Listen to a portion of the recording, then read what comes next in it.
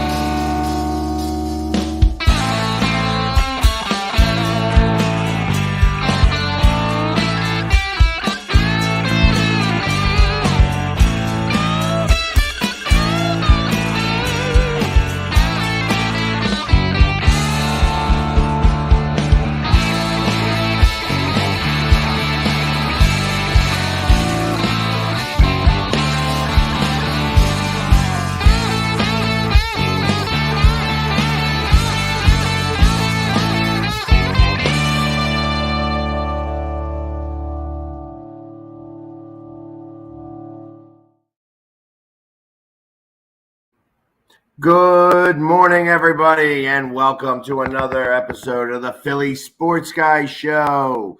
Today is Monday, July 11th, and we had a great weekend to talk about. A lot of happening in Philadelphia sports. We're going to get right on to it. Let's start off with the guys that are really kicking it into gear right now. The Philadelphia Phillies this past week, where they had a very good week. They won 4 of their 6 games that they played, and Mr. Schwarber had 5 home runs.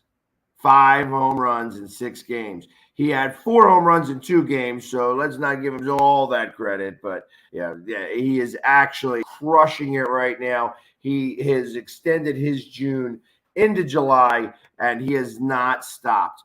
28 home runs so far. He has tied Ryan Howard and also Jim Thome. I think Jim Thome. He's got one more than Jim Thome. He has not gotten quite over Mike Schmidt yet, who's got 31 home runs.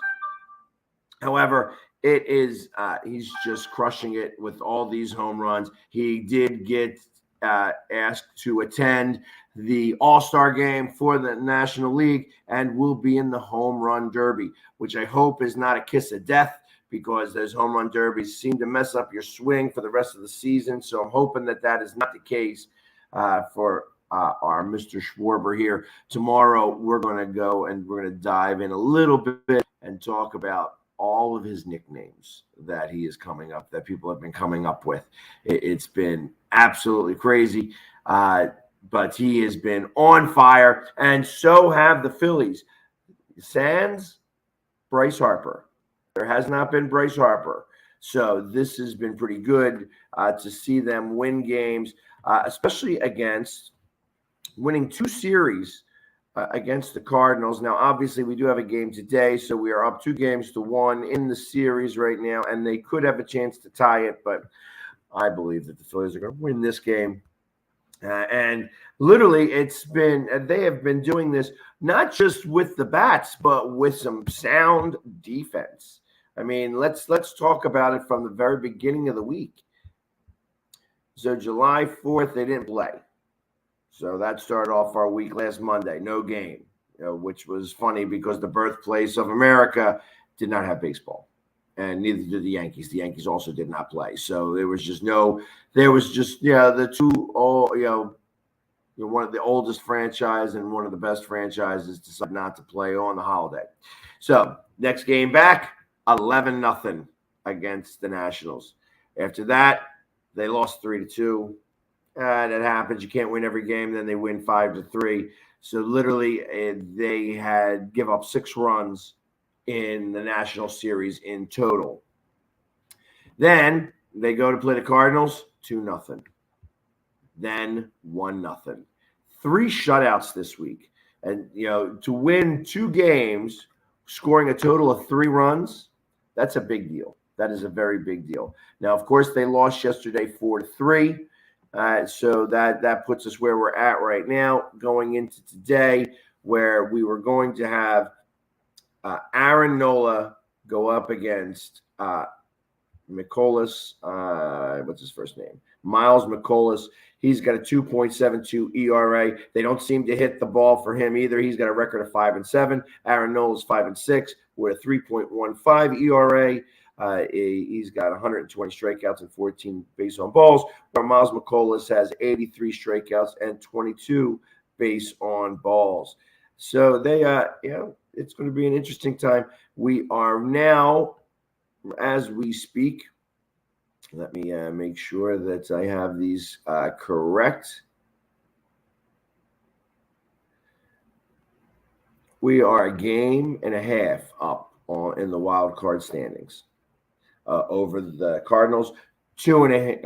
Let me see. Let me make sure that's correct. 1 game. We're 1 game in the wild card over the Cardinals, 2 games over the Giants, and 4 games over the Miami Marlins, who are playing some good ball right at the moment. There are some teams that are catching up in the mix. Right now, you have the Mets. Let's go right to the National League. The Mets still lead the division with a record of 53-33. The Braves only 1.5 games back, 52-35, and then you have the Phillies sitting at 46-40. And from what I understand, that was the record. We are tied with our record right now when we won the World Series in 2008. So this team is looking strong, and I think the Mets are also tied with their record from 2008, because I think that they were also 7 games up at one point in that year. And of course, the Mets do what the Mets do, which is Mets it up. So then we have the Marlins behind us at 41-43, and the Nationals picking up the rear, 24 games out of first place, 30-58. They are by far the worst team in the National League, I think by about 8 games. And I believe, actually, the Oakland, they are fighting with the Oakland Athletics, who are 29-58 on who is going to be the absolute worst team in the league. So the Nationals not able to really put it together this year, and only 2 years off of their World Series. So it's or 3 years off of their World Series. So the wheels have really come off very, very quickly over there. Other standouts that have been doing very well for the Phillies. I want to look at their team stats because here we go. I want to look at one guy in particular, Derek Hall. He's got 12 hits. Out of those 12 hits, 4 home runs, 3 doubles, 8 runs scored, and only 7 RBIs, interestingly enough. So, but he has definitely, we haven't even missed Harper because he's been able to fill in for that job in that spot very well. That we have not missed Harper's bat. And it's going to create a little bit of a logjam when Harper comes back. Hopefully, Harper is going to be able to play the field at some point this year. It's going to be important to get him onto the field so that we can switch up the DH. Because obviously, we're not going to be able to take Schwarber's bat out of the lineup at all. And initially, I was talking about how I felt that Schwarber is not a leadoff hitter, but how do you move him? How do you move him from the leadoff spot when he's produced 28 home runs so far this year? He's batting, let's talk about this, 28 home runs, 12 doubles. Hits in total, he's got 69 hits. And no, I don't want to look at him.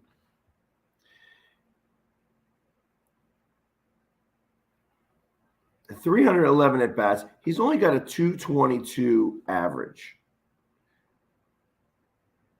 on-base percentage is .336, so he's getting on a third of the time, which is great. Slugging percentage is a .531, and the OPS is .867, so he's doing really well in that regard. 69 hits, 28 of them were home runs, 12 doubles, 61 runs scored.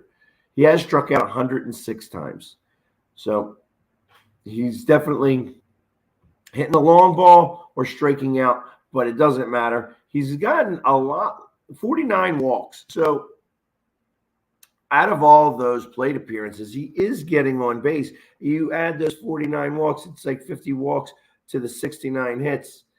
Yeah, all of a sudden he's got, he's been on base, what's that, 118 times out of the 311 plate appearances. That's not bad. It's absolutely not bad at all. Actually, it probably removed them, so he's probably got 360 plate appearances. And he's just crushing. He's just straight out crushing it. 57 RBIs. 4 stolen bases. He was only caught stealing one time, so doing really well. I was talking to some friends this week, and I was saying how, they were saying, hey, we can't wait for Castellanos to start to produce. JT's got to start to produce. Truth of the matter is that I don't care if they start producing right now or not. I need them to start producing in late August, early September. I want these guys to act like that they were just traded to this team and then they get hot then. Because it doesn't matter if they're hot right now because we're winning games. And as long as we're winning, we're okay. But if we want to make a strong playoff push, we're going to need every bat in this lineup to be able to do their thing. The kids are playing great. When I say the kids, Vierling, Stott, those are doing well. I know that Stott's got a batting average that's below the Mendoza line, but it doesn't matter because he is doing pretty well in the field. Bohm is also, he still has the gaff every once in a while, but his bat makes up for a lot of that going on. I like the kid. I feel like that if there wasn't such a logjam at first base, that's really where he should be playing. But he's doing good over there. Like I said, he makes a mistake every once in a while. Sometimes that mistake may even cost him the game. But his bat does make up for it, so it's going to be something worthwhile. And I think we continue to watch. They are 7-3 in their last 10 games. Of course, we did lose one game, our last game against the Cardinals, 4-3. But we bring that back up starting today.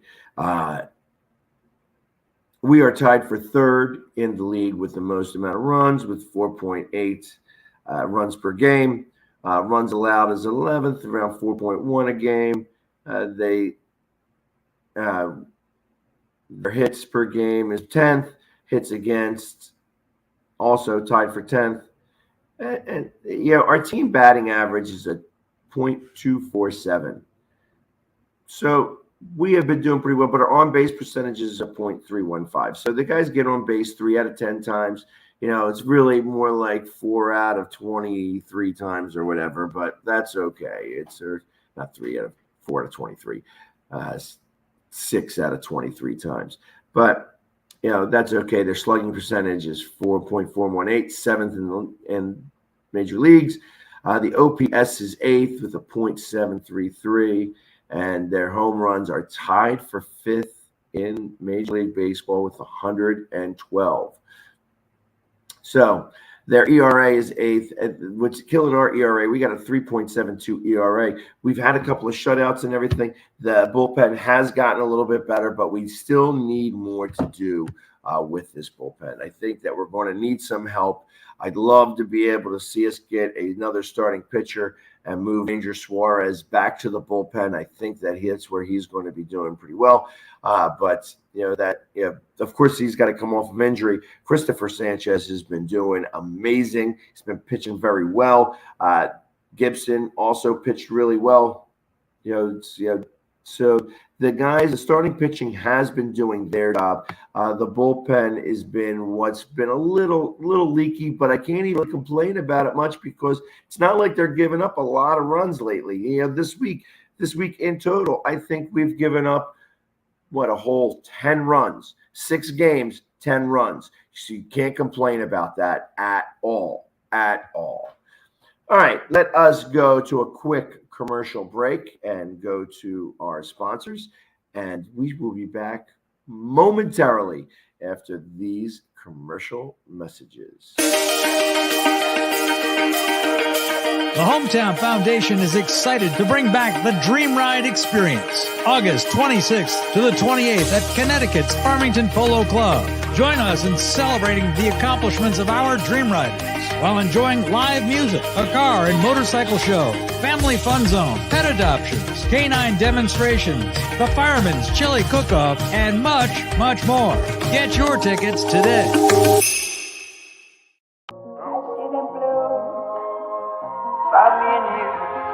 And I think to myself, what a wonderful world.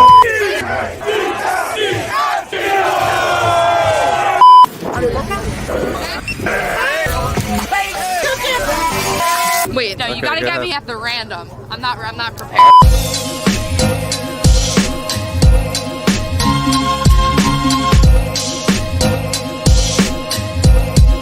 What a wonderful world.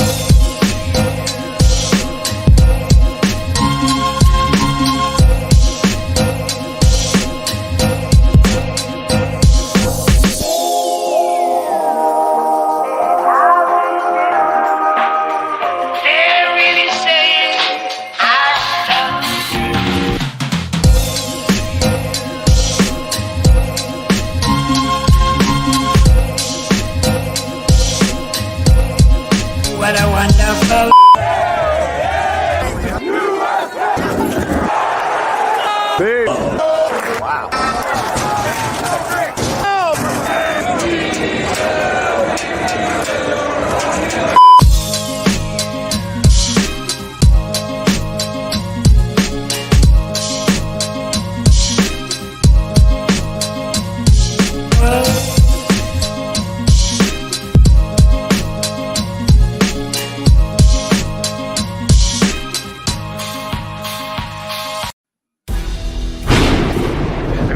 Right now, without LeBron, Lakers are struggling. Let me tell you about a team I hate, all right? I know the Dallas Cowboy fan is here, so I had to make sure he knew how much I hate this team. I'm ready. I've often said that the people who run baseball, they try very hard to ruin it. I'm from Brooklyn. I don't have a problem saying it to his face. Oh, I'm from Brooklyn. Hey, get any...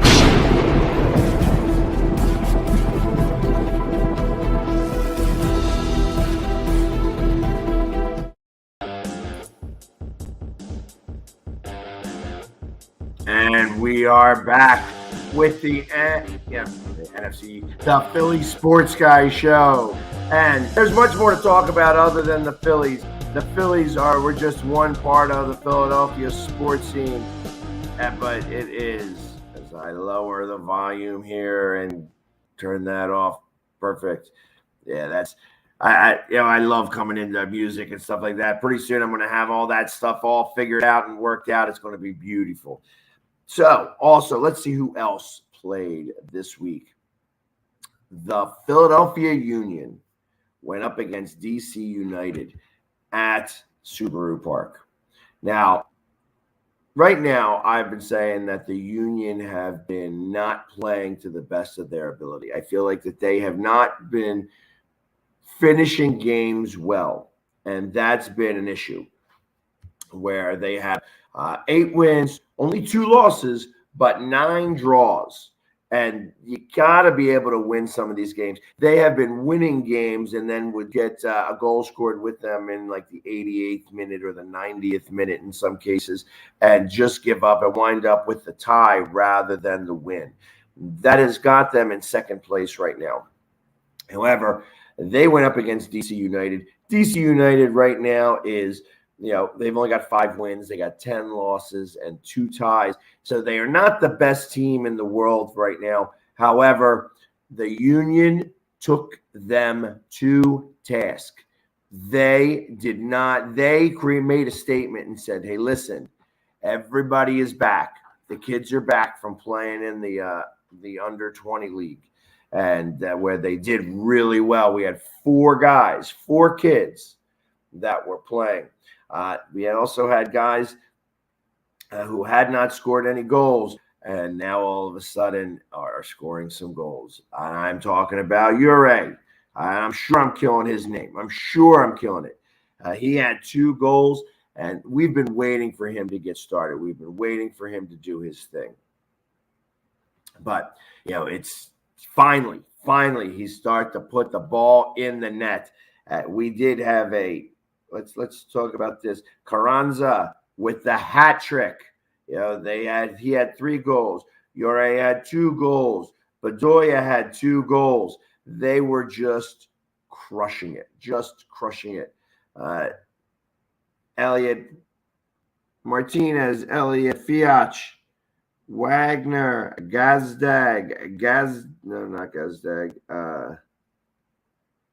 and Burke with the assists. I believe it's tied for the biggest amount of, not the amount of goals scored, but the biggest number of goals disparity, where 7 goals is the most. Nobody's ever won by 8 goals. So it's been 7 goals, but it's the first time that there's been a clean sheet. And what that means is that they shut them out. That day, Philadelphia won their games to a total of 9-0, where the Union scored 7 and the Phillies scored 2.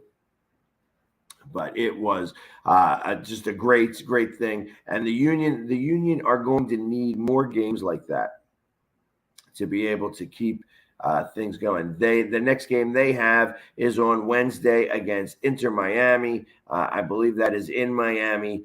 It's an 8:00 start. So today we finish off with the Cardinals. That is a 7:15 start. And then, if I'm correct, we go to Toronto for a 2-game set. I guess the Toronto team that's not playing very well. They're just not doing very, very well in comparison. I mean, they're in the wild card hunt, but they were supposed to be the best team in the AL East, and I think right now they are in 3rd place after watching the Yankees use yesterday in the 7th inning, where the guy hit a 3-run double off of the Green Monster. So the Yankees are starting to come back down to earth. The Mets are starting to come back down to earth. Baseball in New York is not as exciting as it was last month. So everybody is starting to come back down, and we are starting to put it back together again. A couple of other things to talk about. I was reading some stuff today on my Twitter feed about where are we at? About the Eagles, and of course Jalen Hurts. And I'm going to pull it up here, see if I can find this, where he did not have the best workout yesterday or something like that. That it was one person said, let me give you a scenario of what he went through in one day of practice. It was a 10-play scenario. He had 3 picks, 4 incompletions, 3 sacks. So literally, all 10 were bad plays. It's preseason, so I'm not really concerned about that. He's got this chip on his shoulder. Yes, it says that it was yesterday, that this came from Jakob Sports. I'm assuming it's Jakob Sports. That Hurts is struggling this offseason. I don't think he's struggling yet. I mean, I heard about how he was in the mini camp, where he seemed to look really sharp. So this 10-play scenario is not anything that I care about much at all. I am waiting for the regular season to start. I can even see some things that are happening preseason. This is going to be a make or break year for Jalen Hurts, obviously. I said last season that I needed to see 10 games from him. And after those 10 games, we'll have a better idea on what it is that we have with him so that we'd be able to move forward, or we have to look for another quarterback. My thought is that he's playing with one of his best friends, that's A.J. Brown, that he's got a lot of these weapons around him, and we got one of the best offensive lines. My expectation is, first off, that this offensive line is not going to give up 3 sacks in a game, let alone, unless injuries happen, that they aren't going to give up 3 sacks in a game. So come on, let's get for real. In the meantime, I fully expect that he's going to be just fine. He's going to be just fine. And this team, I still have this team going with 11 wins, possibly 12. And if everything breaks their way 100%, they could win as many as 13 games. Get in the playoffs. I think this team actually goes to the NFC Championship game. That's what I see. Now, am I right? Am I Kreskin? I'm not, I'm not clairvoyant. So I don't get to make, what I say doesn't become law. But I do believe that this team is strong enough and good enough to win now if the quarterback plays the way he knows how to play. Other Philadelphia sports that happened yesterday, the Philadelphia Phoenix. Yes, I'm talking about the Philadelphia Phoenix. They are it's like an ultimate Frisbee. I think it's disc football. The Philadelphia Phoenix, they play just on the other side on the field, just on the other side of the highway from Citizens Bank Park. So they are a local team. They are a professional football team. They don't make a ton of money, obviously. They definitely have day jobs, but they do play once a week. And they lost yesterday to D.C. It was 22-21. It was a back-and-forth game. You were able to see it on NBC Sports, so they are getting some play on these sports channels, which is great for them. And it was going back and forth. It seemed like and DC happened to score a touchdown with literally 2 seconds left. They did a kickoff, and there was a chance to possibly tie the game up, and DC just deflected it. So it was a great game all the way around. Right now, the Philadelphia Phoenix are 4-4, and they are competing for a playoff berth. They will be going up against New York next week. So I can give you more details in the next day or two, so that we can get so that you can find out exactly where they are and how you would be to go see them, because they really are, and it's an exciting sport to watch. So.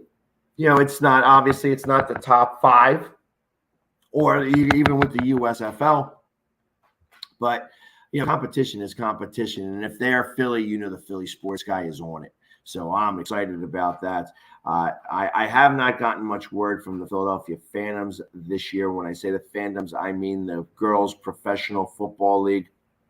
I know that they are getting close to the end of their season. I will have updates for you with them later on in the week. So, and if you know of any other Philadelphia team, semi-pro or pro, please let me know so that I can put them in the Philly Sports Guy show, because we don't just do the 4 majors. We want everybody to get a piece of the action. And like I said, if you're playing a sport in Philadelphia, the Philly Sports Guy wants to be there and wants to know about it, because we want to support you, because Philadelphia has got each other's back. That's how we roll here in Philly. So, everybody, thank you very much for spending this half hour with me this morning on July 11th. Please subscribe to the Northeast Streaming Sports Network, or even better yet, download our Roku channel. Northeast Streaming Sports, and watch me every morning, Monday, Tuesday, Wednesday from 9 to 9:30, and we even rebroadcast this at 11 to 11:30, and then on Mondays and Tuesdays we also do it again from 2:30 to 3 o'clock. So you could see me 3 times a day if you'd like to on Mondays and Tuesdays. And don't forget, tonight at 9 o'clock on my Facebook or YouTube, or my Twitter, or my Twitch, and also the Northeast Streaming Sports Network, you'll be able to see the NFC East show. Again, everybody, thank you so much for watching me today, and you guys have a great day. And let's go, Philly. Yeah.